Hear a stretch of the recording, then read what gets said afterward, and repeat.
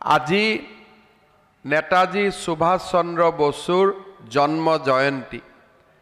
আজিৰ এই পবিত্ৰ দিনটোত ভাৰতৰ স্বাধীনতা সংগ্ৰামৰ এগৰাকী উজ্জ্বল নক্ষত্ৰ আৰু আমাৰ সকলোৰে বাবে আদৰৰ সন্মানৰ নেতাজী সুভাষ চন্দ্ৰ বসুৰ প্ৰতি মই মোৰ শ্ৰদ্ধা নিবেদন কৰিছোঁ। ভাৰতৰ স্বাধীনতা আন্দোলনত নেতাজী সুভাষ চন্দ্ৰ বসুৱে আগবঢ়োৱা অতুলনীয় ভূমিকাৰ কথা আজি আমি সকলোৱে গভীৰ কৃতজ্ঞতাৰে সৈতে স্মৰণ কৰিছোঁ।